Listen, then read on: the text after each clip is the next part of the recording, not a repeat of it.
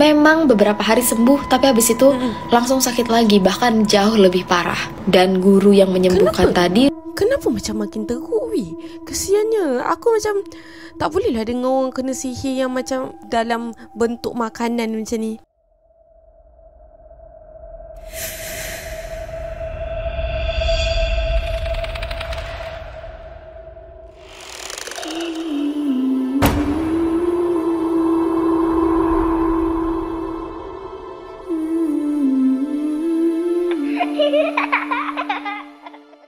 Hi guys, Assalamualaikum. Welcome back to my YouTube channel. Hi guys. Okay guys, so aku tak nak panjang-panjang cerita. Aku just nak share kat korang lah, sebab aku ada terjumpa satu video dekat TikTok ni pasal kisah storytelling. Ada seorang TikToker ni, dia cerita pasal dia dapat email tentang kisah sihir ataupun santau melalui nasi goreng. Sampailah orang tu faham tak? Sampai orang tu meninggoy. So nak ceritanya, dia macam santau kiriman lah melalui berbentuk makanan. Dan makanan yang dia makan tu adalah nasi goreng guys. So aku tengok video tu viral gila. Aku tak tengok sampai habis tau, sebab aku nak tengok sama-sama dengan korang, sebab macam best lah kan. Aku tak nak tokok tambah cerita ke apa. Kita tengok sama-sama. TikToker ni cerita pasal kisah seram yang dia dapat daripada email dia. So jom kita start. Okay, so ni TikToker daripada Indonesia. Okay, jom kita tengok dia storytelling pasal santau tu. Okay. Aku baru baca email, ada yang ngirim cerita tentang disantet pakai nasi goreng sampai meninggal, ya Allah. Ceritanya di tengah kota Jakarta Pusat.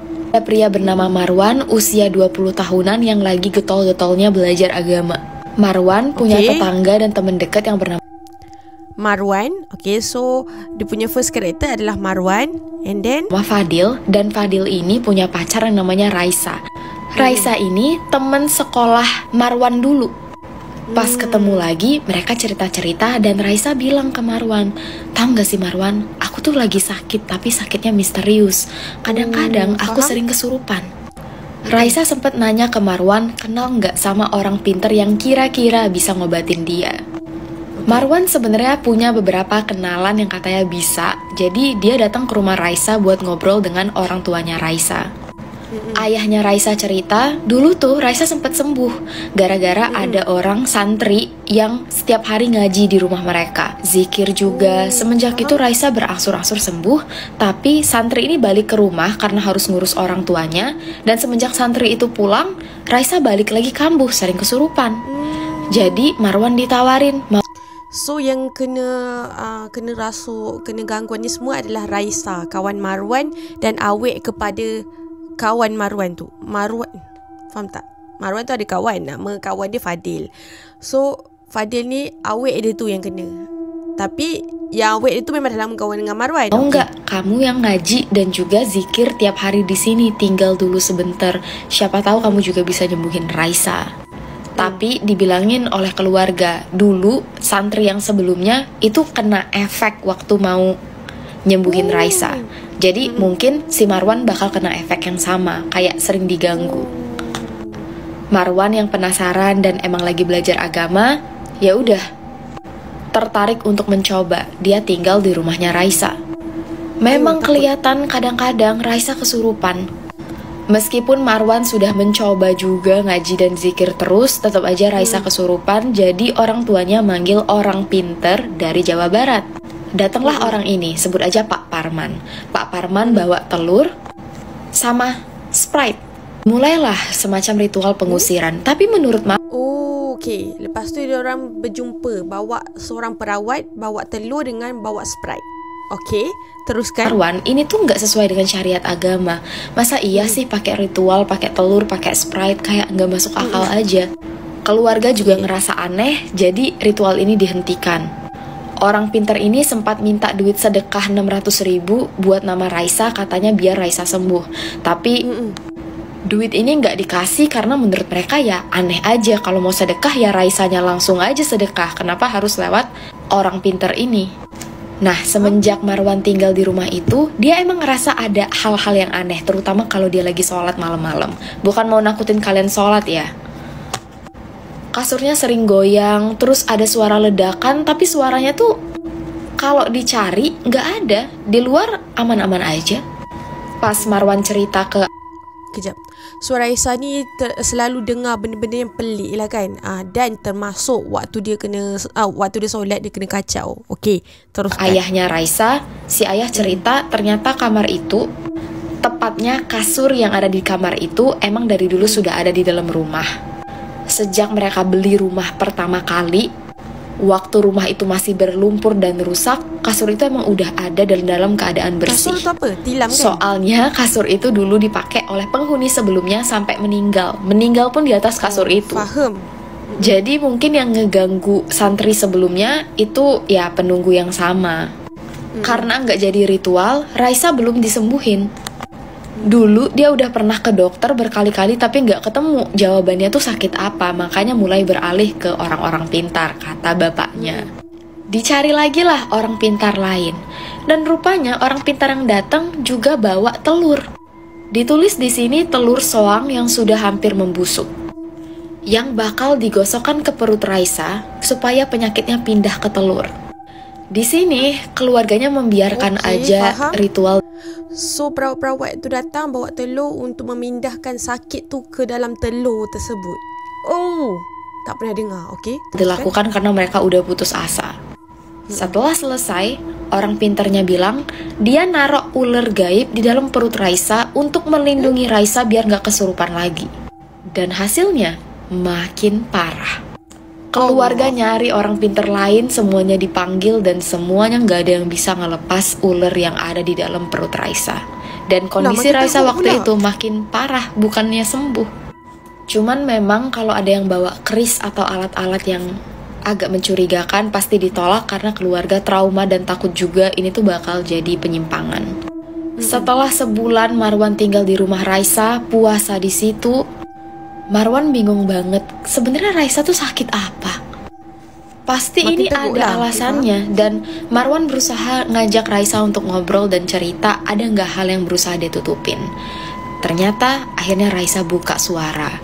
Dulu pernah ada cowok yang PDKT dengan dia, pernah nembak juga, terus pernah ngajak jalan. Dan rupanya cowok ini pernah berusaha untuk melakukan sesuatu yang aneh-aneh.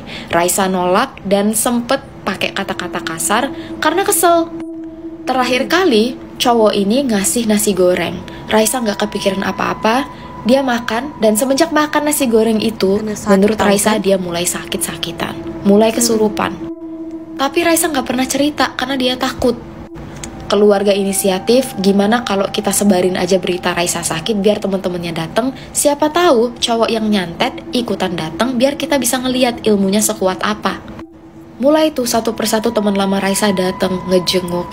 Dan akhirnya ada satu cowok yang kelihatan auranya beda kalau menurut salah satu santri ahli agama yang katanya bisa menyembuhkan hal-hal kayak gini. Menurut santri itu, cowok yang nyantet Raisa auranya kuat banget. Dia nggak berani ngelawan, harus langsung dengan gurunya. Tapi gurunya lagi keluar kota. Jadi Raisa nggak bisa langsung diobatin. Waktu ditelusuri oleh Marwan, rupanya cowok ini berasal dari keluarga ilmu hitam. Bukan cuma satu orang, tapi emang anggota keluarganya ini semua menganut ilmu hitam. Bisa ngirim semua. Dibawalah Raisa ke rumah guru santri tadi. Dan akhirnya beberapa hari kemudian Raisa bisa jalan. Awalnya Raisa udah gak bisa jalan lagi, tapi berangsur-angsur sembuh. Tapi sayangnya nggak bertahan lama. Memang beberapa hari sembuh, tapi habis itu langsung sakit lagi, bahkan jauh lebih parah. Dan guru yang menyembuhkan Kenapa macam makin teruk weh? Kesiannya. Aku macam tak boleh lah dengar orang kena sihir yang macam, faham tak, dalam bentuk makanan macam ni. Ya keluar kota, jadi Raisa nggak bisa disembuhin. Pas banget lagi hari Lebaran. Sekeluarga cuman bisa ngaji, doa. Dan di sini mereka sadar burung peliharaan mereka semuanya tuh kayak gelisah dan berusaha untuk keluar dari kandang. Kondisi Raisa yang sudah kelihatan parah banget membuat keluarga khawatir dan mereka mutusin untuk ngeruqyah.